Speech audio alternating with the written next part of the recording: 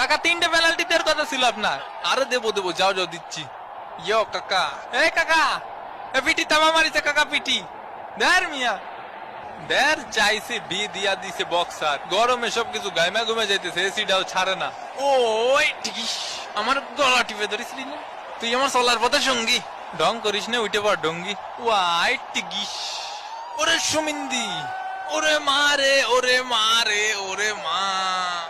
এই তুই এরকম করছিস কে? তোর ব্যথা লাগেনি? আমি করছি তোর ব্যথা লাগেনি? সেটা আমি দেখতেছি ব্যথা লাগিছে কি লাগেনি।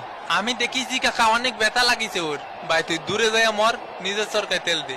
কাকা আমি আবারও করছি কাকা, ওর কিন্তু মেলা ব্যথা লাগিছে। এ ভাই, এ বল এটা হাতে লাগিছে, পেনাল্টি।